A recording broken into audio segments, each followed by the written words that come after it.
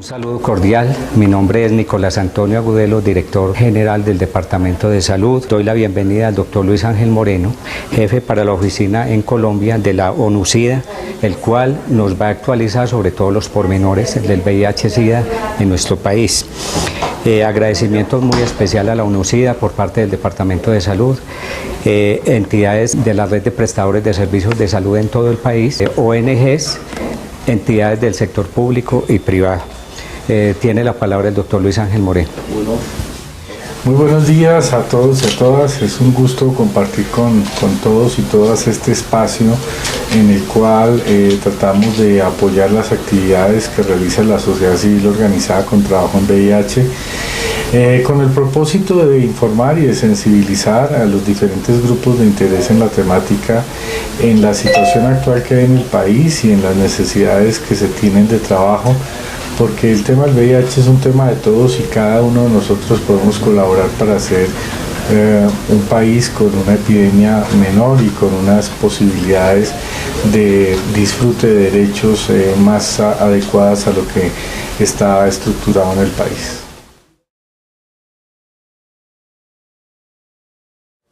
Colombia es un país que tiene una epidemia de tipo concentrada, como la gran mayoría de países en la región.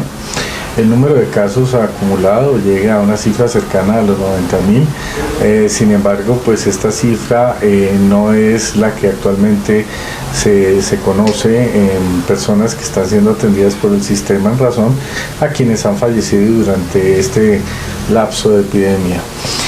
Tenemos una situación en la cual esta epidemia se ha concentrado principalmente en algunos departamentos y en algunas ciudades, por diferentes motivos. En principio, el tema del acceso al diagnóstico y a la atención.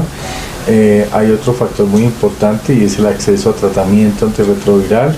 Y en un tercer momento, la situación de estigma y discriminación que nos afecta en el ejercicio de los derechos humanos, de los derechos sexuales y reproductivos. Colombia tiene anualmente un valor cercano a los 8.500 casos nuevos que se reportan en el país. Esta es una cifra que ha venido progresando todos los años y que genera gran preocupación en la medida en que la epidemia como tal tiene una etapa temprana en la cual se caracteriza por un cuadro que se puede confundir con otro cuadro gripal o una situación de malestar general. A veces cursa con diarrea, a veces cursa con un rash cutáneo y suele ser autorresuelta a los pocos días. Quiere esto decir que muchas personas pueden no percibir esto como un momento de primoinfección o de un pico de carga viral inicial que se da siempre que se inicia el curso de la infección en una persona. Adicional a esto, el tema sociocultural del estigma y la discriminación hacia las personas que viven con VIH y hacia las personas que están en los grupos de población clave afectan bastante la intención de cualquier persona para buscar un diagnóstico en el tema de VIH. En este sentido, digamos que la situación afecta más a 11 departamentos y a 6 ciudades capitales de estos 11 departamentos que concentran el 63% de los casos de la epidemia.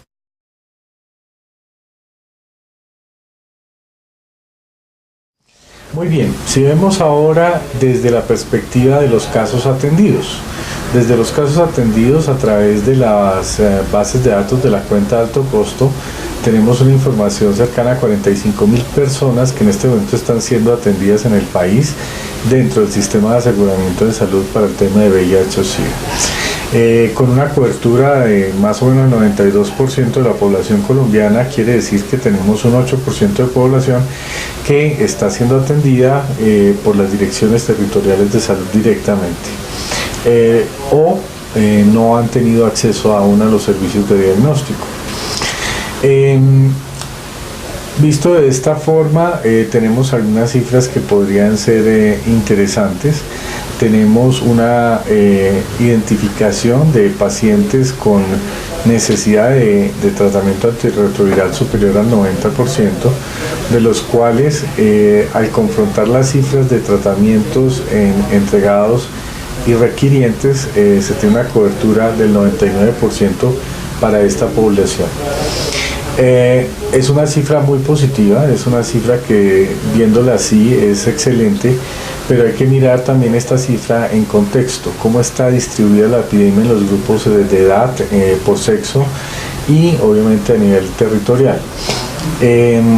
La epidemia cursa con una situación que es un poco contraria a estas cifras que acabo de mencionar, que son muy positivas, y corresponde a la eficacia o al resultado final de un tratamiento antirretroviral que se considera la indetectabilidad del virus del VIH al cabo de los 12 meses de iniciado el tratamiento, al menos. Y en este punto llamo mucho la atención porque las cifras son muy bajas, están entre el 30 y el 40%, lo cual no corresponde a un nivel tan alto de cobertura en terapia antirretroviral. Ustedes se pueden preguntar, bueno, ¿y esto a qué obedece? Y yo creo que hay dos o tres posibles situaciones que explican este comportamiento. El primero es una falta de continuidad en la toma o administración o entrega de medicamentos antirretrovirales. Como ustedes saben, los medicamentos antirretrovirales deben ser definidos por un médico especialista o un médico con un entrenamiento suficiente para que se le considere un médico experto de acuerdo con lo reglamentado por el gobierno nacional, para garantizar un escalamiento adecuado en la formulación de la terapia antirretroviral. Otro elemento importante es la forma como se está haciendo la entrega de medicamentos. Existe un consenso general que cuando los medicamentos no se disponen en su totalidad, los que estén siendo formulados, no se debe tomar ninguno de los medicamentos con el propósito de evitar una resistencia a los medicamentos por parte del virus. No sobra llamar la atención sobre esto porque a veces no se percibe que sea necesario tener en consideración esto, pero las personas son las que posteriormente van a sufrir los efectos de un tema de farmacoresistencia. De otro lado, tenemos el acceso como tal al diagnóstico, en donde puede retrasar el inicio del diagnóstico y de la terapia. Y esto afecta negativamente también las cifras de logros rápidos de descenso de carga viral. Y de otro lado está la adherencia o cumplimiento del esquema terapéutico ofertado. Si una persona no inicia su tratamiento con el pleno convencimiento de la necesidad de tomar los diferentes medicamentos que se le indican en los horarios y con las recomendaciones de alimentación y de hábitos de vida, pues va a empezar a fallar, va a empezar a cansarse de tomar tanto medicamento, va a empezar a cambiar los horarios, y esto se puede hacer pero de común acuerdo con el personal que le está atendiendo. Es fundamental porque si no hay un compromiso real de las personas que están tomando medicamentos, así se les entregue, puede que no se los tomen o que se los tomen de una manera inadecuada. Y los efectos siguen siendo el tema de farmacoresistencia. Y obviamente pueden haber situaciones de deterioro inmunológico tan grandes que los lleven a adquirir una enfermedad ocasional que puede hacer mella en su salud e inclusive generar condiciones de mayor gravedad. Y la muerte, por supuesto, si no hay una buena atención. Entonces este punto es importante reflexionar en el conjunto de necesidades que puede haber. La epidemia de igual manera está afectando cada vez más a las mujeres de acuerdo con los datos, y esto tiene dos formas de ser explicado. Primero, puede ser que haya una mayor oferta de pruebas, de pruebas diagnósticas hacia el grupo de mujeres. Lo segundo es que efectivamente puede haber un aumento real en la cantidad de casos de personas con diagnóstico de VIH-Sida en el grupo de mujeres. En relación con esto, la discusión está en caracterizar o no como feminizada una epidemia, porque resulta que este es un componente un poco más delicado desde lo epidemiológico, pero en general se ve que si hay una oferta más grande, mucho mayor de pruebas para mujeres, especialmente a mujeres gestantes, logro que es muy importante también para el país, en donde se tiene una cifra superior al 60% de cobertura en la oferta de diagnóstico a mujeres gestantes. Esto puede generar una presión en la epidemia y generar como la sensación de que hay una gran presentación de casos de mujeres. El segundo escenario no se puede descartar, puede que sea cierto o puede que sea un efecto aditivo de las dos situaciones que explican este fenómeno de la epidemia, y también hay que considerar los factores particulares de vulnerabilidad de las mujeres frente a la infección. Hago referencia específica a la probabilidad de transmisión de acuerdo con las prácticas sexuales que se tengan, en donde las mujeres tienen adicionalmente una vulnerabilidad biológica en sus mucosas genitales y anales, según sean las prácticas sexuales, que hacen más eficiente la transmisión del virus de un hombre a una mujer. Esto también hay que tenerlo en consideración.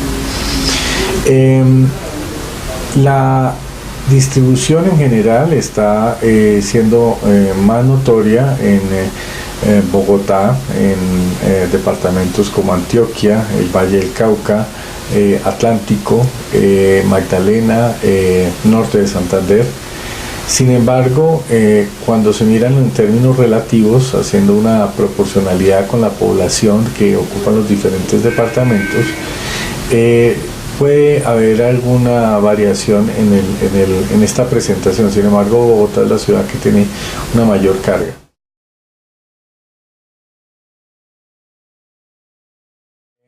Si vemos desde el aspecto de mortalidad, la mortalidad es estable desde hace unos 8 o 9 años en el país, más o menos 2.700 casos anuales.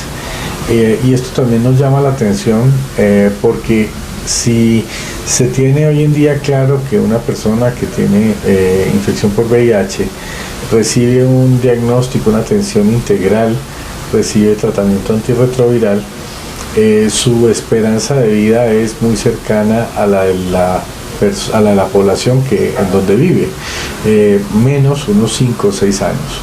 Quiere esto decir que debe hoy en día considerarse el VIH en Colombia como una enfermedad de tipo infecciosa de comportamiento crónico.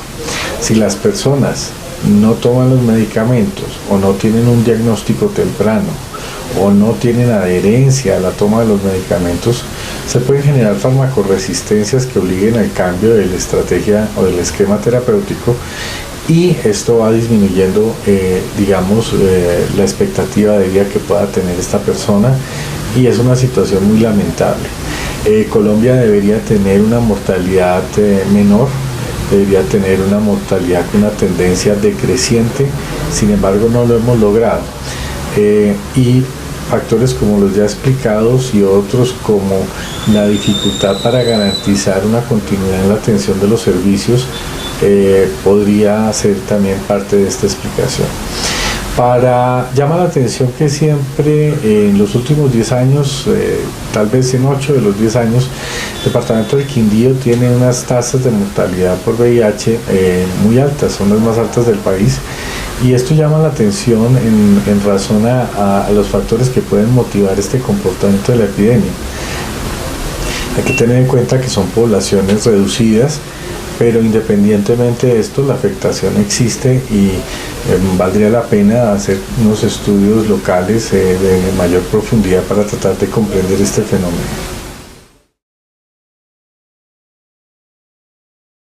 En relación al tema del servicio de los hospitales locales, sobre todo los hospitales de provincia, se ha presentado mucho y nos han consultado mucho en relación al tema de manejo de paciente a través de esos medios para las seccionales de salud de los departamentos.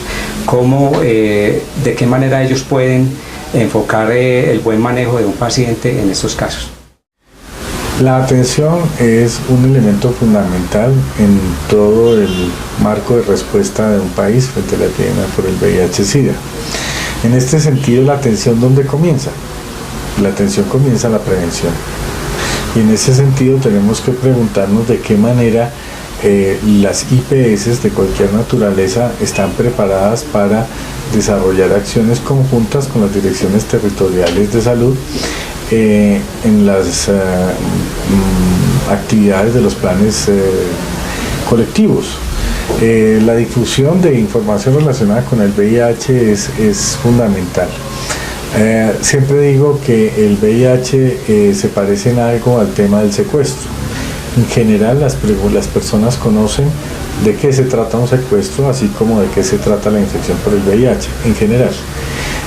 Siguen existiendo todavía concepciones erróneas o inadecuadas frente a la epidemia y frente a la infección y a las personas que viven con el virus. De todas maneras, esto dista mucho del cambio de actitud o de toma de decisiones en las personas frente a aquellos momentos en los cuales la epidemia es transmitible. Hago específica referencia a las relaciones sexuales, porque es la que explica en más del 98% del total de casos de la epidemia que tenemos en el país y tiene un comportamiento similar en todos los departamentos. Tener conciencia o desarrollar un momento de lucidez en cada ser humano para que en el proceso de desarrollo de sus prácticas sexuales se tenga en su justa medida la importancia de tener parejas estables, de tener prácticas sexuales de mínimo riesgo o de tener prácticas sexuales protegidas, que es algo que ya se ha demostrado que es muy eficaz, son fundamentales. Efectivamente no se puede condomizar la epidemia como en muchos escenarios se ha dicho, sin embargo tampoco se puede negar que el condón es un elemento de protección altamente eficaz. Y esto hace parte de la intimidad de las personas y de los derechos a ejercer su sexualidad, motivo por el cual es un tema sensible, es un tema delicado, pero sobre el cual de manera respetuosa y desde el enfoque de derechos humanos, sexuales y reproductivos se debe llamar la atención a toda la comunidad frente a la necesidad de revisar la forma como cada persona está realizando sus prácticas sexuales.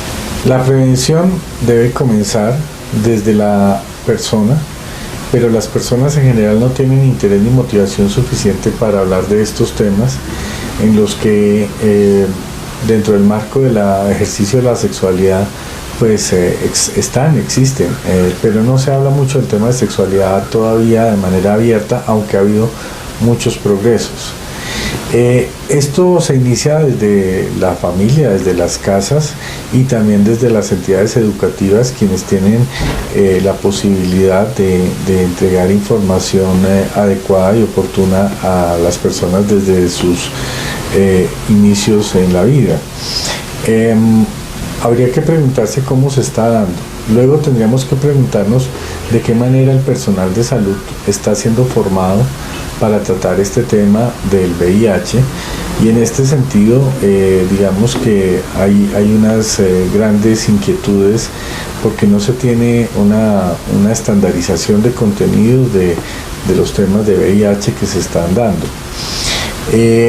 Las personas terminan sus profesiones en el área de salud, pero muchas veces no han tenido la información y no han desarrollado las habilidades de comunicación para trabajar el tema de asesoría pre y post prueba.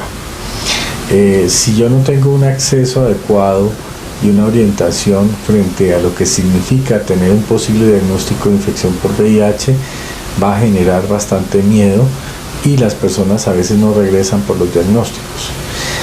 A veces no se ofrece la prueba porque como se requiere o se indica por el gobierno la realización de la asesoría pre y post prueba, hay todavía dificultad en la forma como se asignan los códigos para facturar estas actividades. Entonces a veces me han dicho no se realizan por esa razón. Este es un tema que se tiene que revisar de conjunto con el ministerio y allá hay personas que pueden orientar perfectamente a las diferentes clínicas y hospitales para ver de qué manera se puede lograr este cobro de este servicio y no afectar negativamente pues el funcionamiento de las IPS. Visto eso, Esta barrera se ha venido tratando de solventar desde el Ministerio de Salud y Protección Social y de otros actores de la respuesta, incluida por supuesto la cooperación de Naciones Unidas, mediante procesos de capacitación a actores claves de los diferentes departamentos del país, para que sirvan como replicadores o capacitadores a su vez de más personal en las IPS, y visto de esa manera debe fluir una oferta de diagnóstico más fácil. Otro tema es el derecho de las personas a querer conocer su diagnóstico. De manera anecdótica me han llamado en algunas ocasiones frente a este punto, y hay personas que me dicen que no les ordenaron la asesoría de prueba voluntaria porque el médico o la médica había considerado que no era necesario, porque veía a la persona en buenas condiciones de apariencia general y no tenía, digamos, ninguna enfermedad como para tratar de buscar una asociación para una clasificación de SIDA. Entonces, pues que no consideraban que esto se debía dar. Esta es una situación preocupante, porque ningún colega debería estar en una actitud de negar un servicio al cual las personas tienen derecho, un servicio que está cubierto por el financiamiento del Sistema General de Seguridad Social en Salud y que es un derecho de las personas. No siempre es fácil hablar de temas íntimos por parte de las personas y de la forma como desarrollan su vida sexual, motivo por el cual no siempre las personas manifiestan de qué manera o con qué parejas realizan sus prácticas sexuales, y esto hace parte también de la intimidad del ser humano. Sin embargo, no conocer al detalle estos pormenores no significa que un profesional de la salud del área de la medicina pueda negar la solicitud de un paciente o de una persona para acceder al diagnóstico de información. En este sentido se ha venido trabajando de manera importante por el Ministerio de Salud y Protección Social. Se han desarrollado unos rotafolios y un material para tratar de explicar de una manera muy clara de qué manera se puede hacer la asesoría pre y post-test y los algoritmos diagnósticos.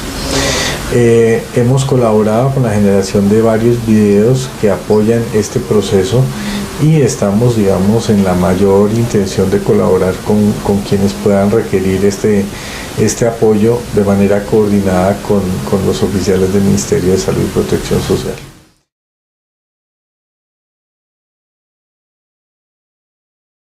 Otro tema importante de mencionar es el algoritmo diagnóstico.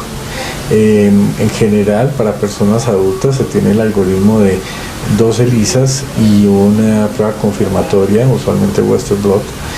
Sin embargo, en la última revisión de las guías se consideró que este algoritmo debe cambiar y debe ser simplificado a solo 2 pruebas.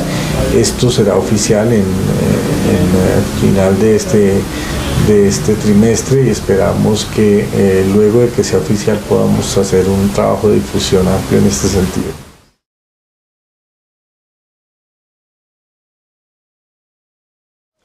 Doctor Moreno, las Naciones Unidas han promulgado los derechos y deberes que tenemos todos los seres humanos en cuanto a igualdad.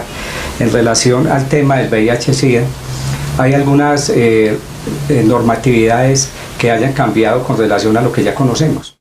El tema de derechos humanos es fundamental para este y para muchos otros temas. Las personas debemos primero informarnos sobre nuestros derechos y, en segundo término, respetar los de los demás para que los nuestros también sean de igualmente valorados y respetados. Para el tema del VIH hay 2 derechos fundamentales que se afectan principalmente: el derecho a la vida y el derecho a la salud. Los 2 van conexos y inician desde la forma como se percibe socialmente a las personas que viven con VIH o a las personas que están en los grupos clave para la epidemia.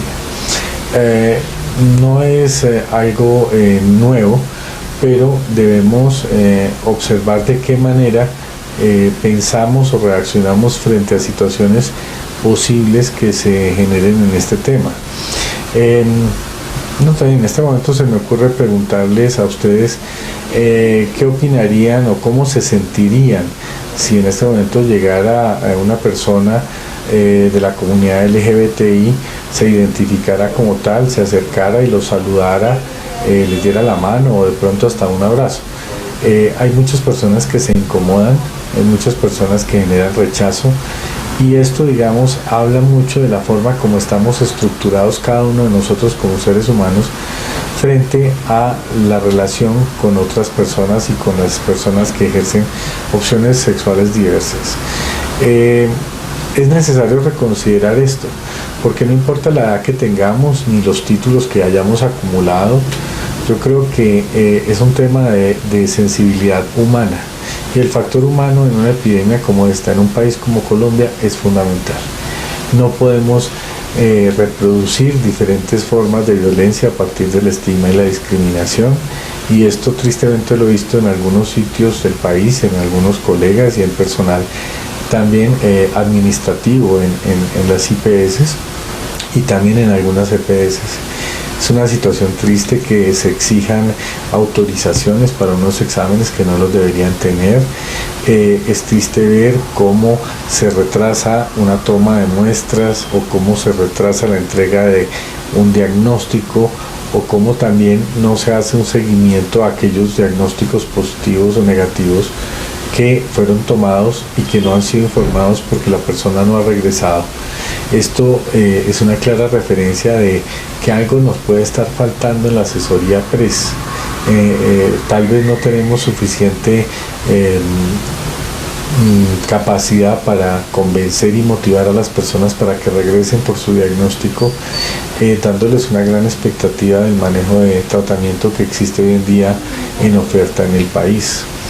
Los derechos humanos también pasan por situaciones en donde si hay demoras en la atención o en la hospitalización, las personas pueden fallecer incluso sin haber recibido un diagnóstico o un tratamiento, y debemos mirar cómo son los casos que se han venido presentando en cada uno de los sitios. Son temas no muy frecuentes, pero de todas maneras en esto debe haber un cero tolerancia. No debe ser posible que una persona se muera y no logre acceder a un diagnóstico oportuno. No es posible que no se le entregue la información suficiente. Tampoco es deseable que las personas no reciban un tratamiento y una orientación frente a la forma de tomarse los medicamentos.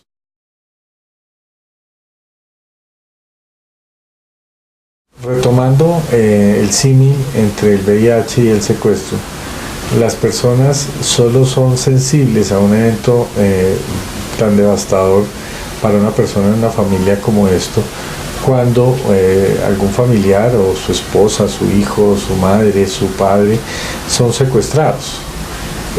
Se despierta el interés en el tema, en las condiciones en que se puede solucionar. Lo mismo pasa con el VIH. La gran diferencia es que un secuestro genera una respuesta de solidaridad, mientras que el VIH no. El VIH genera casi siempre un rechazo todavía, y las personas, inclusive de la misma familia biológica, tienden a separarse, a rechazar a las personas que vienen con este diagnóstico sin querer informarse ni saber nada al respecto. Esto también hace parte de la vulnerabilidad de derechos y llamo la atención frente a este punto. Nosotros no podemos obligar a que se ciña el cumplimiento de derechos. Yo creo que la idea es más sensibilizar y generar conciencia cada uno de nosotros como seres humanos, y más o con mayor responsabilidad en las personas que trabajamos en las áreas de salud, porque tenemos el privilegio de haber tenido una formación en estas áreas y tenemos una responsabilidad social también frente a la difusión de esta información. Pero una cosa es decirlo, otra cosa es hacerlo, y otra muy diferente es sentirlo. En mi experiencia personal, más allá del conocimiento, esto ha sido un proceso de cambio en el cual malas concepciones y ideas de crianza y socioculturales han tenido que cambiar en mí para tratar de hacer de mi apoyo a la respuesta del país un cambio genuino, y esa es la invitación que yo les hago. Más allá de que les digan o que no les digan, cada uno de ustedes está en capacidad de reflexionar qué tanto sabe de VIH, de qué manera puede generar un cambio en la forma de hacer su trabajo para facilitar un diagnóstico oportuno, unas acciones de prevención, un tratamiento adecuado.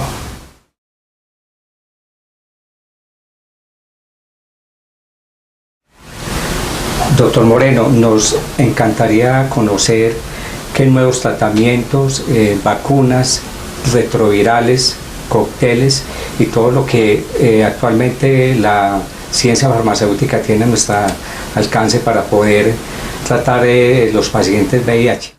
Los esquemas de terapia antirretroviral se han desarrollado mucho en los últimos 15 años. Los medicamentos más recientes hacen referencia a mecanismos de bloqueo de fusión del virus con la membrana celular de los CD4. Y en ese sentido, Colombia es un país que dispone de casi la totalidad de medicamentos antirretrovirales disponibles en el mundo.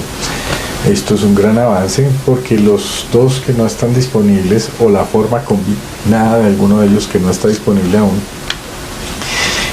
no afecta en mayor medida la disponibilidad para el 99% o más de las personas que toman medicamentos antirretrovirales. En cuanto a las vacunas, en la reciente reunión mundial que se dio en Australia, hubo un área dedicada a trabajar este tema y a presentar los avances. Se han dado muchísimos avances en biología molecular y en esto. Sin embargo, el virus tiene una particularidad que es la de mutar con mucha frecuencia sus estructuras antigénicas, lo que hace que no sea fácil generar una vacuna que sea estable y que garantice una efectividad suficiente para los diferentes tipos de virus de VIH circulantes, porque esa es una apreciación que hay que tener clara. No existe un virus de VIH, existen diferentes grupos y serotipos de virus de VIH, lo cual complejiza la generación de una vacuna que sirva para todos. Se espera continuar en este avance y según los últimos comentarios de Australia, se espera que en los próximos 15 años hayan mejores noticias frente a este logro tecnológico.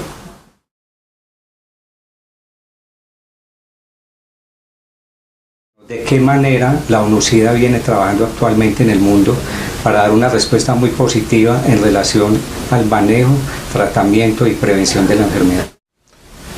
La visión compartida de ONUCIDA se denomina los 3 ceros. 0 nuevos casos de infección por VIH, que hace referencia a todo el tema de prevención. 0 muertes asociadas al SIDA, que hace referencia al diagnóstico y a la atención integral. Y 0 estigma y discriminación, que hace referencia a los derechos humanos sexuales y reproductivos. Esta visión compartida tiene varios objetivos, tiene 10 objetivos estratégicos definidos y acordados en el marco de la Asamblea General de Naciones Unidas, y cada uno está orientado a los temas críticos sobre los cuales necesitamos lograr avances para reducir el impacto de la epidemia en el mundo y llevarla a unas cifras de endemia y contenidas en cada uno de los países. Hoy en el mundo hay 30 países que se han definido como prioritarios en las intervenciones para VIH. En la región tenemos a Brasil y a Guatemala. Son países en los cuales por diferentes connotaciones la epidemia tiene una gran importancia y hay que tener un gran esfuerzo para apoyar la respuesta nacional en cada uno de ellos. De estos 3 ceros ya hemos hablado varias situaciones en referencia a prevención, en referencia a diagnóstico oportuno. Faltaría mencionar la prevención de la transmisión, o mejor que eso, la eliminación de la transmisión materno-infantil, entendiendo eliminación como definición operativa por debajo del 2% para los casos de transmisión de madres a hijos e hijas no nacidos. Colombia tiene unas cifras superiores al 5% en el país, que son muy altas y que nos hacen el llamado frente a la brecha que existe en el diagnóstico a gestantes, en el manejo durante el embarazo, en el manejo durante el proceso del parto y en el posparto frente a la no lactancia materna y la suplencia con fórmula láctea. Todo esto puede disminuir a cifras por debajo del 0.2% la transmisión materno-infantil, pero debemos valorar de qué manera estamos llevando a cabo los protocolos de atención y de servicio para garantizar que esto sea lo que se ofrece adecuadamente. Hay casos muy tristes en los que me han llamado y me han dicho: mire, acá tenemos el kit, pero de pronto la persona que va a atender la cesárea no conoce su manejo y prefiere no utilizarlo. Entonces no hay administración de medicamento durante el proceso de la atención al parto, o a veces se prefiere no hacer una cesárea electiva con la técnica apropiada. Son situaciones que me han informado ocurren. Deberíamos preguntarnos cómo está esta situación o cómo se prevé, cómo se ha atendido en cada una de las IPS de las personas que nos pueden estar viendo. Lo otro es el tema de estigma y discriminación. Es fundamental. Un país como Colombia, que tiene una solidez estructural en el tema normativo y una muy buena cobertura en los temas técnicos, no se explica por qué tengamos todavía tantas barreras de acceso a situaciones que ya hemos explicado y que no existe fundamento para que se den. Este es un llamado para iniciar el tema del trabajo de estigma y discriminación al interior de cada una de las entidades de atención en el país, y de todos los actores que estamos trabajando en esto. La palabra tiene fuerza y en este sentido debemos utilizar un lenguaje adecuado en respeto de derechos humanos, no estigmatizante. Voy a mencionar 3 o 4 palabras que no deben ser utilizadas. No se va a hablar de personas portadoras de VIH o de SIDA. Esto es claramente en contra de derechos, es una forma de estigmatizar directamente a alguien. No se va a hablar de sidosos o de sidosas, eso también es un término bastante oprobioso.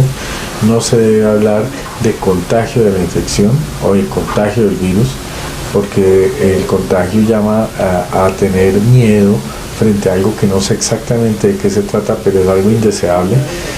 Se debe hablar de transmisión de la infección como tal, y tampoco es bueno o es recomendable hablar de manera oprobiosa de los grupos de poblaciones claves sobre los cuales debemos también tener una especial consideración y un manejo adecuado en los servicios. Estoy hablando de los habitantes de calle, en donde a veces les dicen desechables.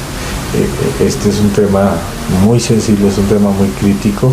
Estoy hablando también de las trabajadoras sexuales, estoy hablando de los hombres que tienen relaciones sexuales con otros hombres, estoy hablando de las personas privadas de la libertad, estoy hablando de las personas que consumen sustancias psicoactivas, y en general el más afectado de todos es el grupo de mujeres trans. Las mujeres trans tienen unas connotaciones de vulnerabilidad muy altas, son muy violentadas por diferentes actores sociales y a veces del Estado, en donde no es deseable que una persona no se les respete su atención con una característica humana.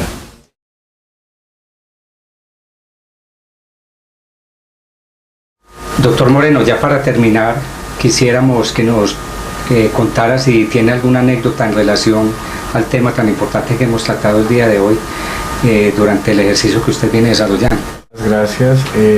Hay muchas anécdotas y muchas situaciones para comentar, desde unas francamente jocosas hasta otras realmente muy tristes. Puedo comentar que cuando estaba terminando mi formación como médico, estaba rotando en medicina interna y llegó una persona con SIDA, de la cual él traía su diagnóstico, venía de Estados Unidos y venía a ser atendido acá y a poder volver a ver a sus familiares cercanos.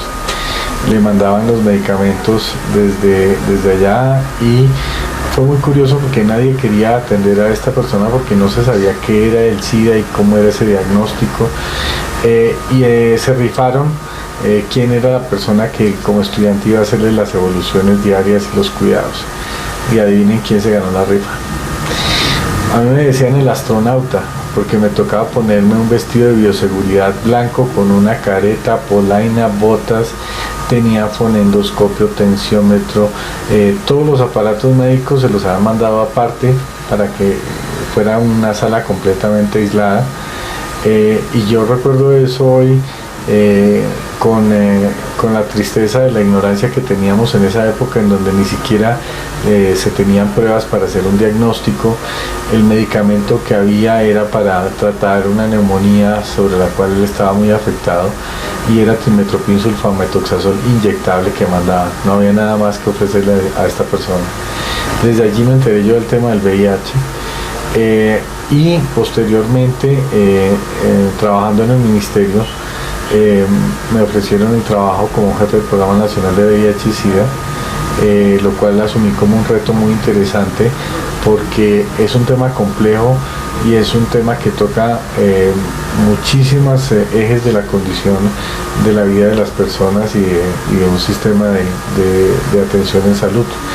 Y me gustó esa complejidad y la posibilidad de ayudar en unos temas tan sensibles para las personas. Tal vez la prueba más grande que tuve en relación con esto fue como a las 3 semanas de haber iniciado el trabajo en el ministerio. Tuve oportunidad de participar en una conferencia internacional en la ciudad de Cali. Hice una presentación y a la salida muchas personas de diferentes organizaciones y especialmente de sociedad civil se acercaron, me felicitaron por la presentación. Y uno de ellos se acercó y se identificó y me dijo: mire, doctor, yo tengo SIDA. ¿Usted sí cree lo que acaba de decir allá, de que el VIH no se transmite por los alimentos, ni por dar la mano, o por un abrazo, o por compartir un restaurante o las demás cosas? Yo le dije: sí, yo lo creo. Pero esta fue una respuesta muy a conciencia, porque había preparado muy bien esa presentación y era lo último que dan conocimiento por parte de CDC quien nos compartía esto. Entonces dijo: muy bien. Acercó una bebida refrescante, la destapó, tomó de ella y me ofreció.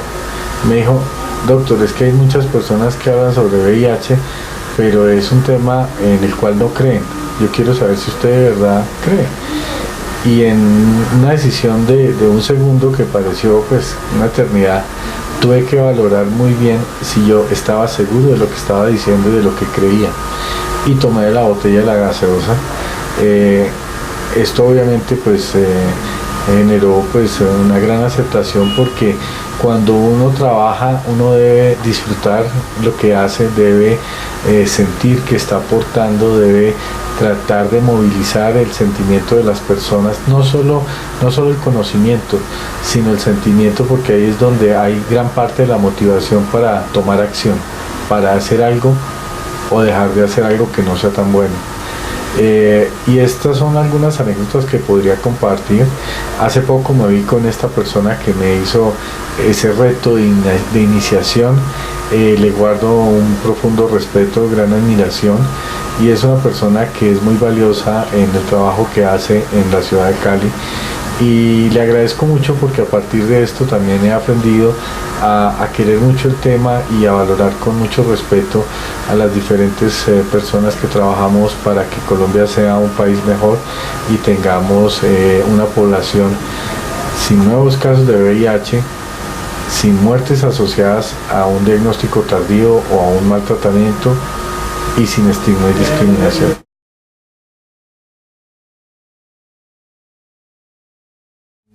Este es mi saludo de cierre. Espero haber contribuido en algo con esas inquietudes que pueden haber surgido en relación con el tema del VIH. Yo creo que el Ministerio de Salud y las direcciones territoriales de salud en general están bien informadas y están desarrollando acciones a favor de lograr los 3 ceros en el marco, obviamente, del Plan Decenal de Salud Pública y del Plan Estratégico Nacional de Respuesta al VIH. Les quedo muy agradecido, como siempre les deseo lo mejor y mucho bienestar en sus vidas. Gracias.